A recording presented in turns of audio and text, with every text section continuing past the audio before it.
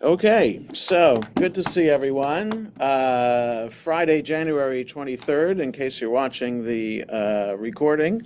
And as we continue in our study of the first book of Samuel, I want to read chapter 16 quickly in English because we're going to start chapter 17 today. That's where I've let up, where we stopped last time. But I want to be sure that we remember the story in chapter 16 and how, as we were reading it, we noticed that some discrepancies in the story. And I've pointed this out several times as we're reading the first book of Samuel that this seems to be a not well edited book, in that the writing style seems choppy, and it makes it almost obvious that there are multiple sources being smushed together to make one story, as opposed to ironing out the details and trying to reconcile some competing chronologies or facts.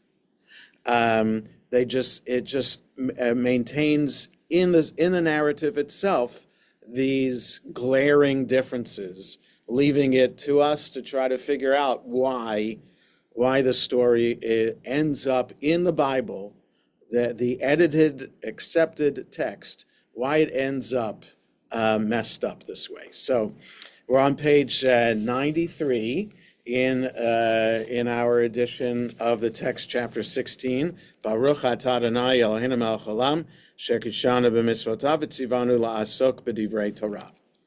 And the Lord said unto Samuel, how long will you mourn for Saul, saying, I've rejected him from being king over Israel? Fill your horn with oil and go. I will send you to Jesse the Bethlehemite, for I have provided me a king among his sons. And Samuel said, how can I go? If Saul hear it, he will kill me. And the Lord said, take a heifer with you and say, I am come to sacrifice to the Lord. And call Jesse to the sacrifice, and I'll tell you what you should do, and you shall anoint unto me him whom I name unto you. And Samuel did that which the Lord spoke, and came to Bethlehem.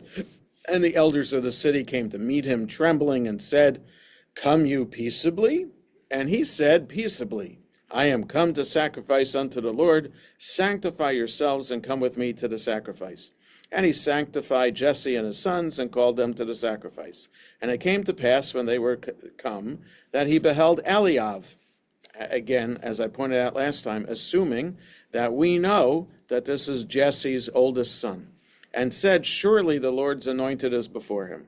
But the Lord said unto Samuel, look not on his countenance, or on the height of his stature, because I have rejected him. For it's not as man sees. For man looks on the outward appearance, but the Lord looks on the heart. Then Jesse called Avinadav and made him pass before Samuel, and he said, neither has the Lord chosen this. Then Jesse made Shammah to pass by, and he said, neither has the Lord chosen this. And Jesse made 7 of his sons to pass before Samuel. And Samuel said unto Jesse, the Lord has not chosen these. And Samuel said to Jesse, are here all your children? And he said, there remains yet the youngest, and behold, he keeps the sheep. And Samuel said unto Jesse, send and fetch him, for we will not sit down till he come hither. And he sent and brought him. And now he was ruddy, and withal of beautiful eyes, and goodly to look upon. And the Lord said, arise, anoint him, for this is he. Now, I just want to point out, at the top of the page, don't look at appearances, look at what's on the inside. And what does the text tell us? He was ruddy, with beautiful eyes, and goodly to look upon. So what do we care? If God just tells us that what's important is what's inside the heart, why do we care if he's tall, or, as the oldest son is, good stature, or good to look at? So that's for someone who's not a writer and is not an English major, even I can figure out that that's an issue with the text. 13. Then Samuel took the horn of oil, anointed him in the midst of his brethren, and the Spirit of the Lord came mightily upon David from that day forward. So Samuel rose up and went to Ramah. Okay, that's part one of the story. God tells Samuel, go to Bethlehem, to the family of Jesse, and anoint David. Okay, so bring an animal to sacrifice. So it seems pretty clear that the people of Bethlehem are there and see that Samuel has anointed David. Okay, does the news get out? Does Saul hear of this? What's going on? Now, 14. Now the Spirit of the Lord had departed from Saul, and an evil spirit from the Lord terrified him. And so this is the first time of several times we'll read about Saul's emotional, mental state. Okay? And Saul's servant said unto him, behold now, an evil spirit from God terrifies you. Let our Lord now command your servants that are before you to seek out a man who is skillful player on the harp. And it shall be when the evil spirit from God comes upon you, that he shall play with his hand, and you shall be well. And Saul said to his servants, provide me now a man that can play well, and bring him to me. Then answered one of the young men and said, behold, I have seen a son of Jesse the Bethlehemite that is skillful in playing, and a mighty man of valor, and a man of war, and prudent in affairs, and a comely person, and the Lord is with him. Now, we don't know that about David. We were just introduced to David, and all we know about him is that he's the youngest of 8 sons of Jesse. He was ruddy, has beautiful eyes, and good to look upon, and somehow God chose him to be anointed. Now we're told from this part of the story that a servant of Saul knows this son of Jesse to know how to play the harp, that he's a mighty man of valor, where Jesse, his own father, tells Samuel that David is the youngest one and he's taking care of the sheep. Now, if he were a man of valor, you would think that his father would be a little bit proud of him and say, oh, and he happens to be a man of valor too. So that's just strange to me that this servant of Saul knows all this about David, but Jesse himself isn't introducing his own son to Samuel in this way. He's just a shepherd, and he happens to be a handsome guy too. Okay, but here he's yeah. Does somebody have a question? No. Okay. It's just striking that every hero so far has been a shepherd. Now, granted, everybody was a shepherd, but it's a pattern. It can't be ignored. No, absolutely. And people the youngest, the favorite youngest. So says we can do this forever. Yeah. No, Jake. Yes. Abel, they're all the youngest. Yes. I was just thinking about Cain and Abel, but yes, Abel is the younger one. Yeah, and people have written about what does being a shepherd have to do with leading the Jewish people. So yes, so perhaps because that model is there from the Torah of Abraham and Jacob and Moses being shepherds, that David has to be a shepherd too. So they weave in to the story somehow that he's a shepherd. But here they're weaving in, he's not a shepherd, according to this part of the story from the servant of Saul telling Saul, I know this guy from Bethlehem who plays the harp well. He's a mighty man of valor and a man of war and prudent in affairs, and he's a comely person. So the only common denominator between both descriptions is that he's a handsome guy. Oh, and the Lord is with him. So how does the servant of Saul know that the Lord is with David? just a second, Barry. Does the story that ended on verse 13, before this story picks up in 14, does the word get out already throughout the whole kingdom that Samuel had anointed David, which means that he's chosen by God or that God is with him? So we don't know.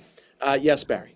Yeah, that was my question. I mean, Samuel has already anointed David Right. as a successor, and now he's coming into the Right, Saul's into Saul's kingdom, court. and Saul doesn't know that. Exactly. Saul. That's the other part Okay. too. How is Saul so ignorant of what's going on? Yeah. Okay. So these are all questions I don't have answers to, that just we need to keep in mind as we're about to start chapter 17. So that's why I wanted us to read chapter 16 again, because it's been a couple of weeks. So verse 19 on 97, wherefore Saul sent messengers unto Jesse and said, send me David your son, who is with the sheep. And Jesse took an ass laden with bread and a bottle of wine and a kid, and sent them by David his son unto Saul. And David came to Saul and stood before him, and he loved him greatly, and he became his armor bearer. So a lot is left unsaid. How did Saul come to love David greatly? Is it because David played the harp to soothe Saul's spirits, and that he realized that David has this talent and is making him feel better, and he loves him that way?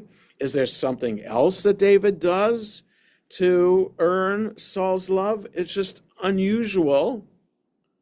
First, I mean, it's unusual to say that somebody loves somebody else. We don't have that in the Bible. We have Isaac loving Rebekah, but we don't have much of anything else, of any other story in which somebody loves somebody.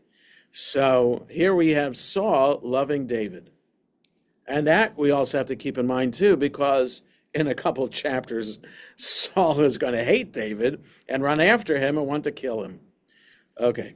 And he loved him greatly and became his armor bearer. And Saul sent to Jesse, saying, let David, I pray you, stand before me, for he has found favor in my sight. And it came to pass, when the evil spirit from God was upon Saul, that David took the harp and played with his hand. That is, played the harp with his hand. So Saul found relief, and it was well with him, and the evil spirit departed from him. Okay, so Samuel doesn't ask permission from Jesse to anoint David. God doesn't ask permission from Jesse to anoint David. Saul asks permission from Jesse to have David work for him. So I also is interesting. So a lot of interesting things about this story that are here to provide the background that we need to keep in mind as the Saul-David narrative continues. Okay, so chapter 17. We'll see maybe the first 11 verses, but we'll see how the story unfolds. Jonah? Yes, Bess. Is it at all possible, because they're all pronouns in verse 21, that it's David that loves Saul greatly?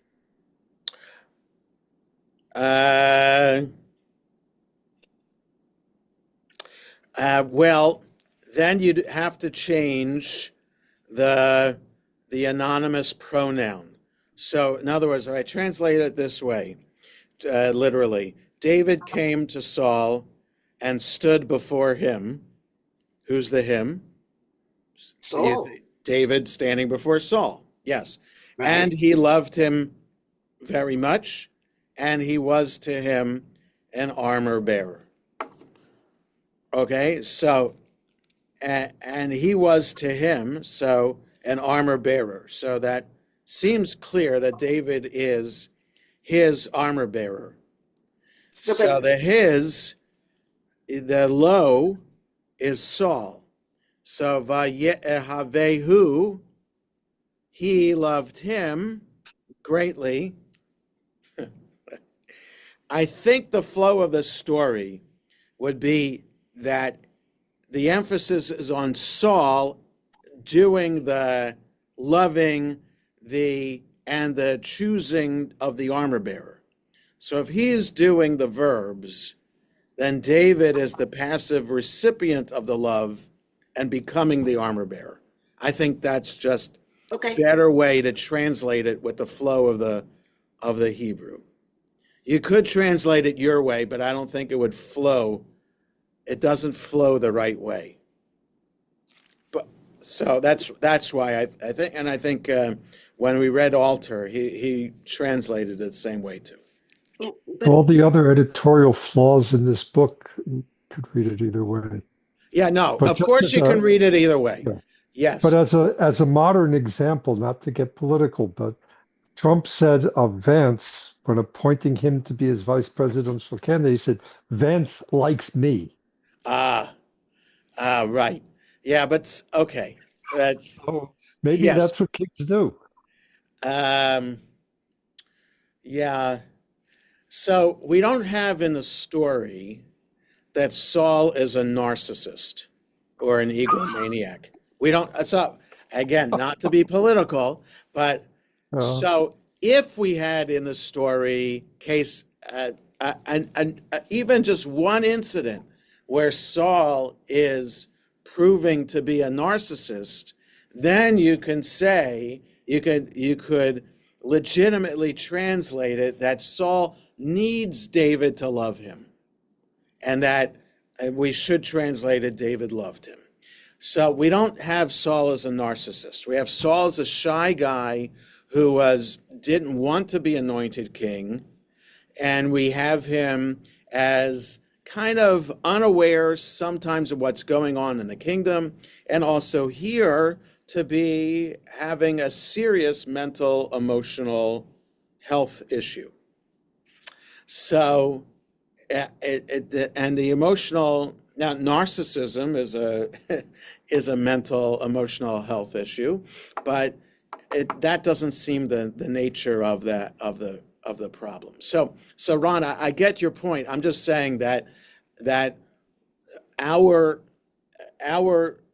story depicting Saul is not one of a narcissist. Right. So that's why I'm saying then that I think it makes most sense to say that, to translate this as Saul loved David. And that could also get to the lots of psychological stuff then with how Saul responds to David and treats David as the story goes on. Like, what is the nature of this love? And what is this love? How is this love affecting the political nature of the relationship? Okay. It's an Yes. odd thing for David, who has just been anointed to be the king, to be working now as an armor bearer. Right. And I mean, of course, maybe Right. it's the So that's editing another thing. problem with the story. Yeah, Right. but I'm wondering also if Saul was aware that David was anointed, maybe it was a masterstroke for him to. Maybe it was a masterstroke for him to say, "David, come into my kingdom and serve me." You know, it's like keep your enemies close. Yeah. Keep your put your friends, keep your enemies The only closer. problem is, Barry, that in the Bible, if you're anointed, it means you take over right away. It's not like I'm anointing you now to take over when the time is right. That's not the way it's supposed to work. So, and that's not the way it usually works. So the major problem with the story is that we read that Samuel anoints David. What's the point of telling us that if David doesn't become king right away? Well, You Saul can tell us that God is choosing David to be the future king without anointing him, and just say that we're going to wait for the anointing when Saul dies, because Saul, not to give anything away, but Saul does die in the book of Samuel. So that is probably the major sticking point in the story. You can tell us the background of David, and we know now from the story that David is God's chosen. But why anoint him? And then if he's anointed, then why is he not king right away? Yes, Bess. Right away. Didn't he have to take 3 asses on a long walk while he was okay, but there's nobody else. He had been anointed. There's nobody else as king, and he's still, yes, it takes, yes, that was a problem with the story at the time, that it took a while for all of Israel to hear that Saul was anointed, and it took a while for there to be some kind of national kind of celebration of that fact. So yes, there's no national celebration here. We don't know about people hearing anything. It's possible the servant of Saul heard something about David, because how else could he have shared about David to Saul, for Saul to choose him? So, right. So there's a lot wrong with the story that just leaves questions that we don't have answers to. Rabbi? Yes, Dov. There's something incongruous with the fact that you have 2 kings that have been anointed. Saul was anointed. Right. David's anointed. You have 2 kings at the same time. Right. You can't have it. That's correct. That's correct. Yes. So, I mean, but it's also clear that from chapter 15, when Saul failed to take care of the Amalekites the way he was supposed to, that God is ending the dynasty, ending Saul's rule, and going to choose somebody else. So Saul knows that Samuel and God are going to be choosing somebody else, but that Saul doesn't know yet that somebody else is chosen. Or, to Barry's question, maybe he does know that David is chosen, and he's trying to do one last ditch thing to kind of hold on to his kingship. So I don't know. Any and all of these scenarios could be right. We don't know, and we don't have independent evidence corroborating any of this. We have no archaeological records yet to prove that King Saul existed. The earliest record of anybody is David, and that's a little bit suspect. Just something was found that said Beit David, the house of David, and it seems from context from the archaeological discovery that is referring to not to the specific house, that in other words, this is David's house, but rather the broader concept of like the Davidic dynasty. So that it seems to be that there's evidence of King David and a Davidic dynasty, and things have been discovered in what's called the city of David, in that part of the old city of Jerusalem, but nothing has been found from the time of Saul yet. Nothing from Joshua, nothing from any of the judges, anything like that. So we don't know. This is all that we have left to us. And the issue is, it's the Bible. It's not a history book. So it's the point of this story and the whole Bible is to teach us religious lessons. The point of it is not to teach history. So what bit of history is in the story is secondhand. It's by way of telling the bigger picture for the editor of the Bible, which is the religious message. So we don't know. We don't know exactly what happened here. Okay. Go ahead. Can I beat a dead horse? David loves Jonathan. Jonathan loves David later. Yes. So maybe this is similar. That David. So it's possible. It's possible. I don't have an answer to that question, Bess, a definitive answer. If the word love, or Aleph, Hey, Bet, the root, always has an intimate component to it, or can it be Platonic? I don't know. Okay, Jonah? Yes, Marlene. Okay, so I was going to say the same thing, like to beat a dead horse, just going back to that word in verse 21. I'm not even sure why I'm saying this, but it seems like it's very ambiguous, but all the action seems to be David's doing it. David came, David stood, so maybe David loved and David became Vayehi, but I'm sure it's ambiguous, Maybe. on Maybe. purpose. Yes. And I think Ohev can mean like, I think you could do it for Platonic, because Ohev is like also, not just love, right? In modern Hebrew, yes, but I'm not sure about the Bible, so I can't say definitively in the Bible that Ahav is only intimate or is intimate and also not intimate. So I don't know enough about all of the times that the word Ahav appears in the Bible to make that definitive statement. Okay, so let's start chapter 17. Vayeasfu plishtim et machanehem lemilchama, vayeasfu socho asher liYehuda, vayachanu bein socho uvein azekah be'efes damim. Okay. So the Philistines gathered their camps for war, or it says in the English here, they gathered their armies together for war. Okay, they gathered in a way that was clear that they're going to attack, and they gathered at Socho, which is in the tribal area of Judah. And they camped between Socho and Azekah in Ephes Damim. Okay.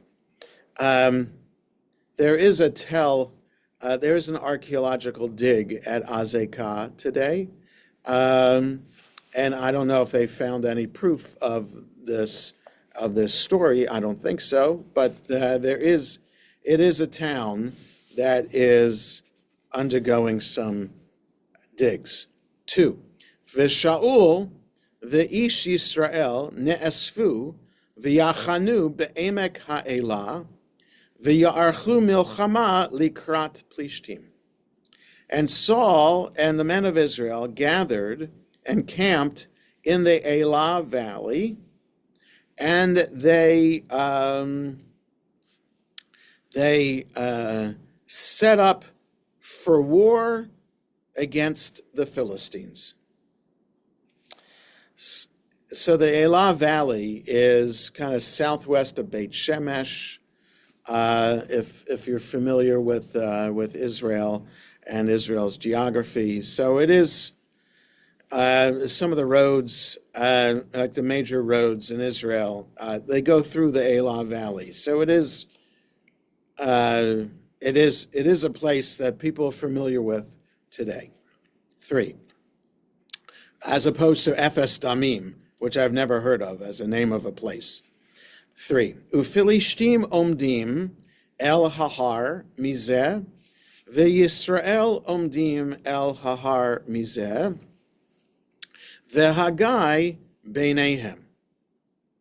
Okay, so you got the Philistines at Ephes Damim, and you have the Israelites in the Elah Valley, and now 3, and the Philistines are standing on one mountain on one side, or one hill on one side, and Israel is standing on an opposite hill, and there's a valley between them. 4, Vayetze ish habeinayim mimachanot plishtim Galiat Shemo Migat Govho Shesh Amot Vizaret. So now it says here a champion, Ish HaBeinayim. Not sure how to translate. So the note below says the Hebrew phrase Ish HaBeinayim means literally the man of the space between two armies who comes forward to issue a challenge. Okay, but Alter translates it, verse 4, the champion. And he says in his comment, the literal meaning of the Hebrew is the man between, the man who goes out between the opposed battle lines to fight a counterpart. Okay, so it's a technical term, and it's the person who is representing the army going forth to the other army, and you want to have that person be a formidable person.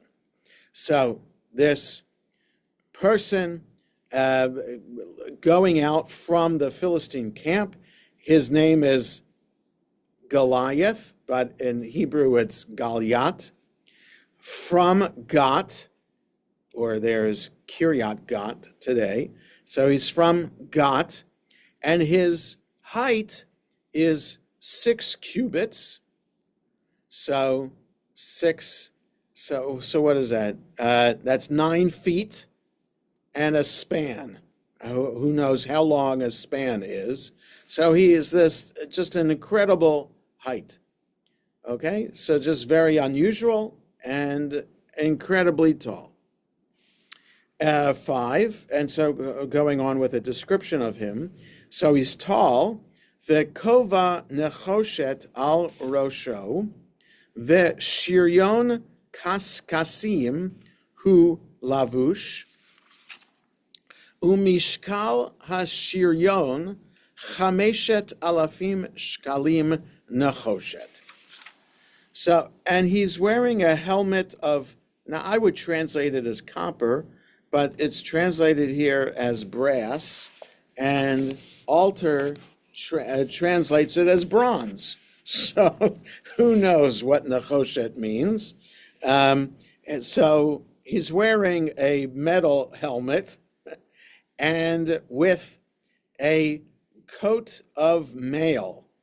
Now the kaskasim, fish to be kosher have to have snapir, fins, and kaskeset, which are scales. So I think the kaskasim, it's spelled the same way here as the word kaskeset in Leviticus and in Deuteronomy. So if you can picture kind of like a garment, a metal garment that is layered in this way that looks like fish scales. Okay, so that's what he's wearing, and the weight of this coat of mail that he's wearing is 5,000 shekels. Okay, so that's a bit of an exaggeration. His height, I think, is exaggerated, and certainly what he's able to wear on his body is an exaggeration also. 5,000 shekels worth of bronze or brass or copper. That's pretty heavy. 6, umitzchat nechoshet al raglav vechidon nechoshet bein ketefav. And he's wearing greaves of brass on his legs. So I kind of picture, I know that's an official technical term for this kind of outfit, but I have no idea what greaves are. But I would imagine they're kind of like shin guards or leg guards. Being a sports fan, you can kind of picture a catcher in baseball. The way the catcher in baseball is all padded up in case he doesn't catch the 100 mile per hour pitch from the pitcher. He has padding all over his body to protect him from the baseball. Okay, so if you could picture kind of like what the catcher wears, something like a chest pad and leg pads and a mask covering his face, and kind of like, or if you're into hockey, how a hockey goalie is dressed, that kind of thing. And football, American football, and soccer. Um, Football players and soccer players do wear shin guards to protect against, tackling and feet flying and whatever. So you get the point, I think, of what I'm breeds picturing a are. samurai warrior. Oh, so I'm I don't picturing know. a samurai warrior. Okay. Head, So I can't picture that, Barry, because I don't know what samurai warriors look like, but I do know what baseball and hockey and football players look like. So all gets to what our interests are. fear. So so he has that on his legs, and he has something of brass, bronze, or copper between his shoulders, and it says a javelin here for Chidon between his shoulders. How do you hold a javelin between your shoulders? I think you can rest a javelin on your shoulder if you're about to throw it. He has, Alter that is, a spear. So a spear or a javelin, the same purpose, between his shoulders. So I'm picturing it like spread out over his shoulder, like he has his arms over this javelin, but it doesn't seem like that's kind of exactly ready to throw right away. I would imagine kind of like having it rest on one shoulder as you're walking. But whatever. What do I know? 7. V'chetz chanito ki menor or gim v'lahevet chanito shesh meot shkalim barzel v'nosei hatzina holech lefanav. 7. So I have to look at the English translation here because these are terms. Now, chetz is also a spear. So that's why I think chidon is a different word, meaning a different weapon than a chetz. But the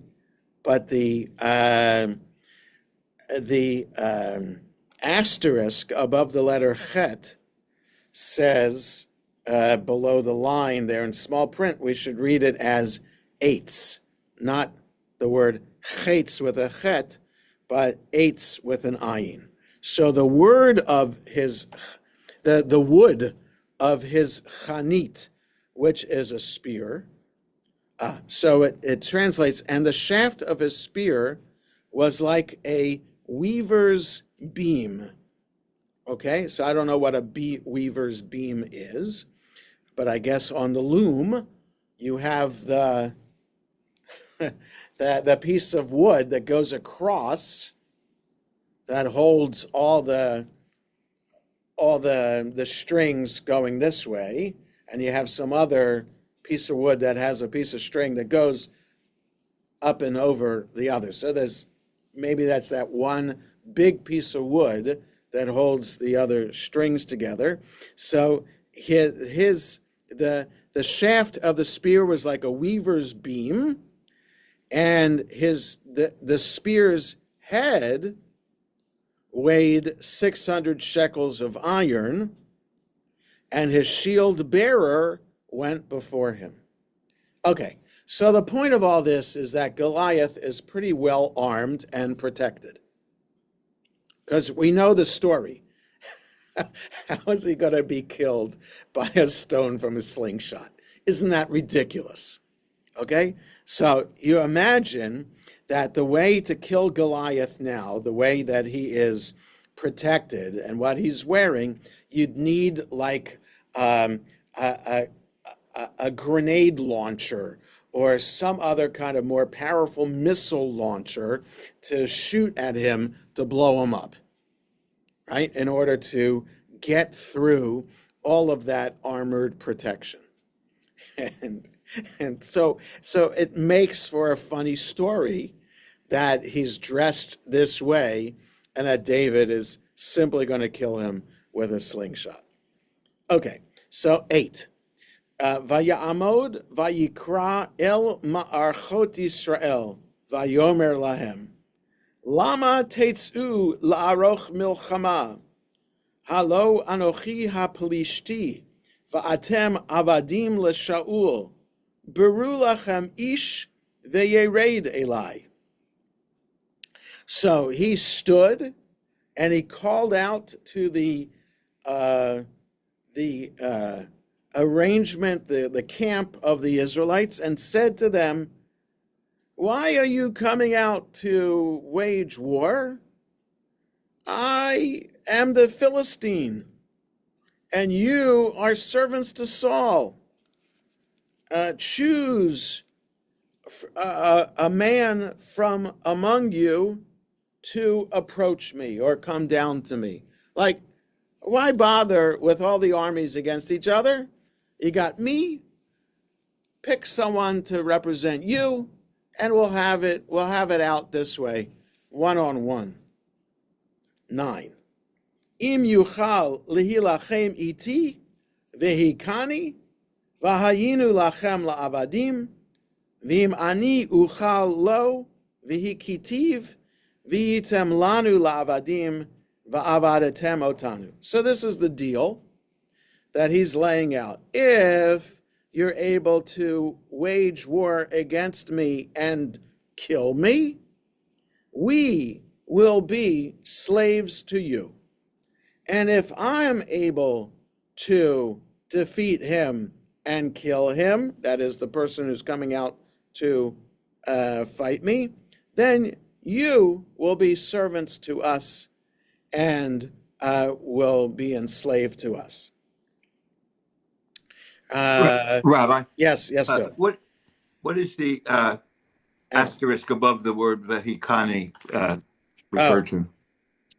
So that says that there's a kamatz under the letter kaf instead of what would be the patach. So for those who don't know vowel names, it means it has the T vowel under the kaf, which usually is pronounced aw, as opposed to the straight line, which is always pronounced ah. So it's just pointing out some grammatical an unusual use of the vowel, which I would not have known better. I was required in my day in rabbinical school, everybody had to take a biblical grammar class. For what purpose, we don't know. But we had the option of testing out of it. So one summer, a friend and I studied the grammar book, which is like, I don't know, like looking at a book in Chinese when you don't know the Chinese alphabet, because that's what this biblical grammar book was like, and somehow we passed.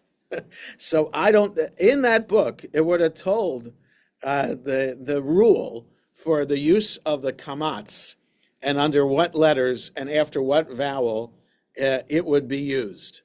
So clearly, somebody who knows the rules of grammar, the editor of our edition here, knew that the kamatz is not supposed to be there, but it is. So remember, when the Masoretes put in the vowels and the cantillation marks, so that vowel, that kamatz, is there.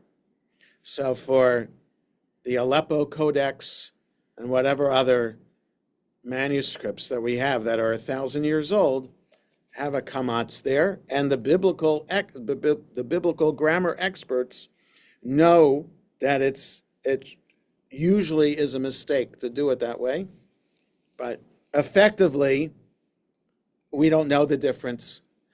Now sometimes the kamatz, sometimes it's pronounced aw, and sometimes it's pronounced ah. In this case, it's pronounced ah. So when you hear it pronounced hikani, you don't know whether it's a kamatz or a patach, but it makes a difference grammatically what you put there. Okay, that's a long answer for your question, Al. Okay, let's read the commentary on these 9 verses before we go on. Well, no, we got 2 more verses before there's a little break in the action. So let's do that. 10 and 11. Vayomer haplishti ani cherafti et ma'archot Yisrael hayom hazeh tenuli ish v'nilchama yachad.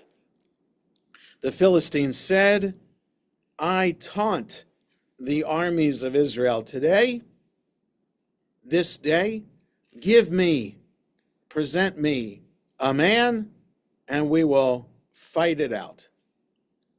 11, Vayishma Shaul, v'chol Yisrael et divrei haplishti ha'ele, vayechatu vayiru ma'od.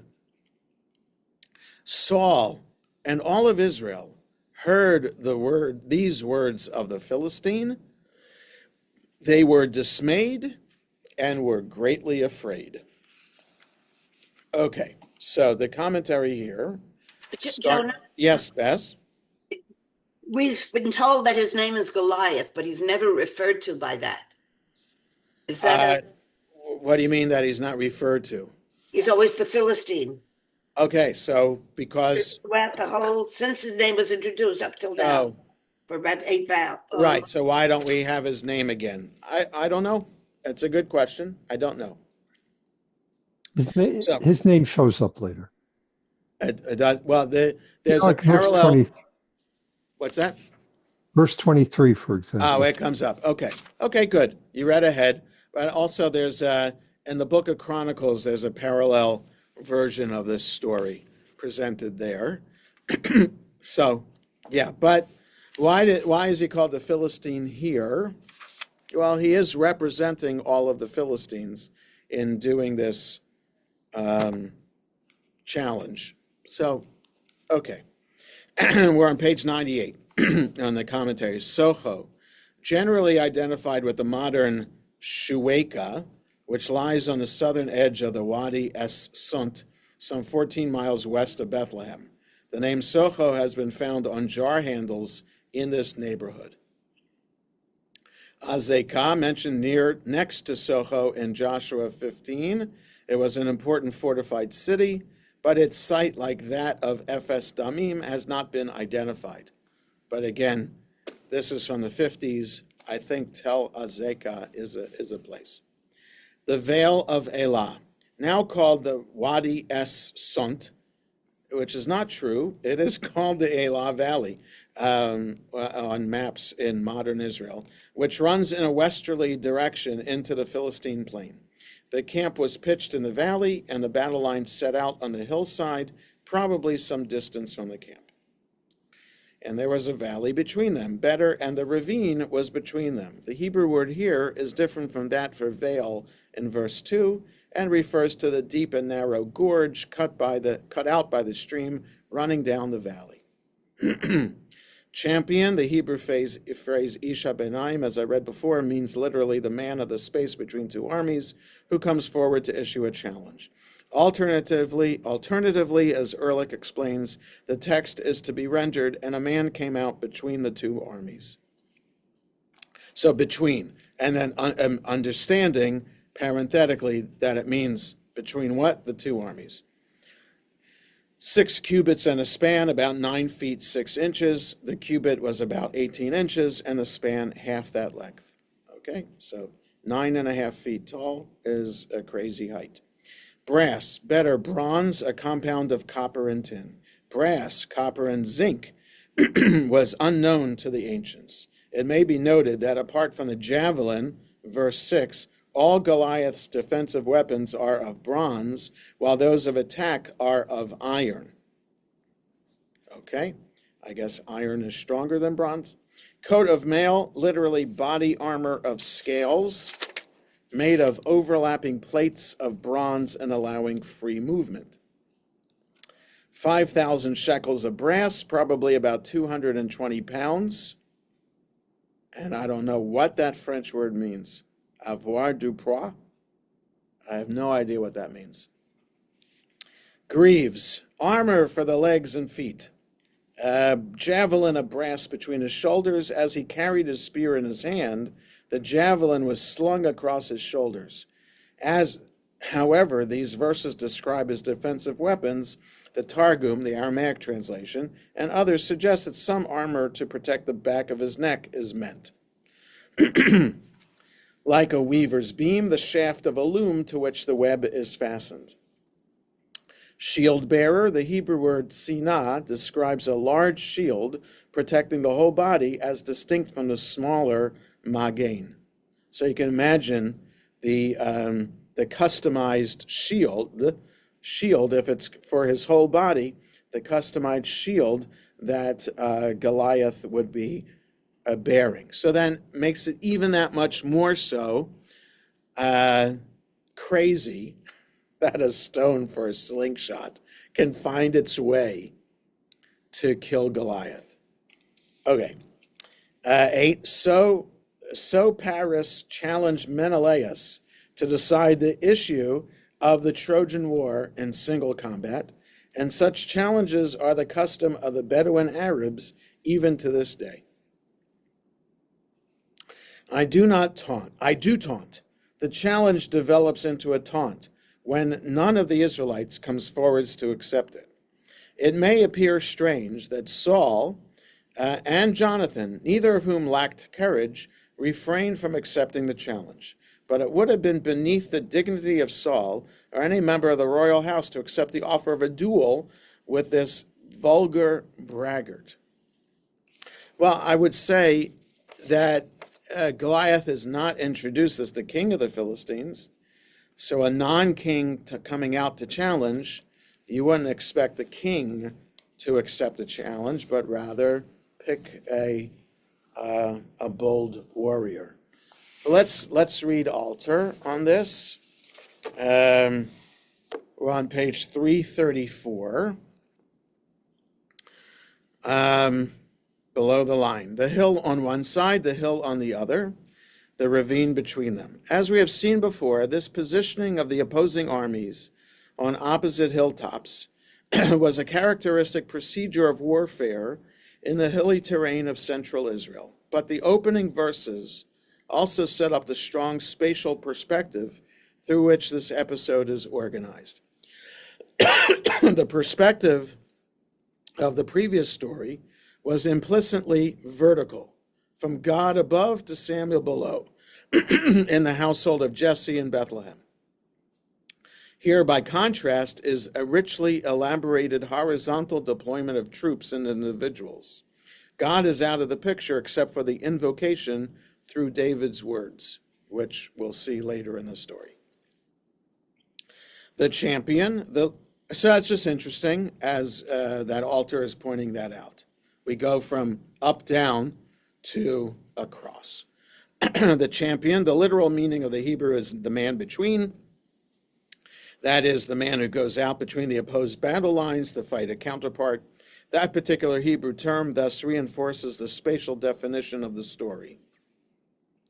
6 cubits and a span, that would make him over 8 feet tall. A bronze helmet, armor of mail, greaves of bronze, a spear of bronze. The Homeric enumeration of armor and weapons is quite untypical of the Hebrew Bible. The thematic effect is clear. Goliath is represented as a hulking man of material military impedimenta. Everything is given gargantuan size or weight, again with untypical specification. All this will be counterposed to David's declaration on the battlefield that not by sword nor spear does the Lord deliver. 5,000 bronze shekels, the armor alone is about 125 pounds. His shield bearer went before him. For this reason, the shield is not included in the catalog of Goliath's armor. The gargantuan proportions of his dependence on the material elements of warfare are reinforced by the fact that he enters the battlefield with a man walking before him carrying his presumably massive shield. Am I not the Philistine? Most often in the body of the story, he is referred to as the Philistine and not by the name of Goliath. Bess, there you go. This has led many scholars to infer that a tradition about Goliath was superimposed on an original story featuring an archetypal Philistine. Okay. We shall be slaves to you. In the event this condition is not fulfilled, the Philistines retreat in disarray, but will later regroup to continue the war against the Israelites. I am the one who has insulted the Israelite lines. Nearly all the English versions render the verb here as defied, which is one end of the semantic range of the Hebrew cheref. But the verb is transparently linked with the noun cherpa, insult, disgrace, shame. By his taunting words, Goliath has laid an insult on Israel that only a victorious champion can take away. And Saul heard, and they were dismayed. Saul, as the man head and shoulders taller than all people, might be thought to be the one Israelite fighter who stands a chance against Goliath. Instead, he leads his own troops in fearfulness. The stage is set for his displacement by David. Okay, it's 10:26, so we'll stop here as Goliath has been introduced to us, and we'll continue next Friday with the story itself. And have a good rest of the day, everybody, and stay safe with the impending storm. Yes, Barry? I just going to say there's a wonderful Charlie Chaplin short film where he plays an escaped convict who makes his way to a small little town and steals some clothes out of his prison garb. And it turns out to be a minister's robe, where he is mistaken for the minister of his church. And he is immediately ushered to the bima to deliver a sermon, and he clearly has never read the Bible. And he opens it up, and it's the story of David and Goliath, and he's describing Goliath like this and David like this, and it's all silent, so it's animated, and he keeps glancing at the story, and then finally at the end, the Goliath character picks up little David and snaps him in half and throws him on the ground, and all the parishioners are like, what? And all the kids are laughing, and I mean, it's a funny scene. And if I remember the film correctly, it, like all Chaplin films, there's redemption in the end. He does something that saves somebody and is kind of let off, but it's a lovely little scene. Yeah, that's funny. I'm sure there's lots of takes of David and Goliath throughout literature over the ages. Yeah. All right. Have a good day, everybody. Take care. Shalom. Thank you.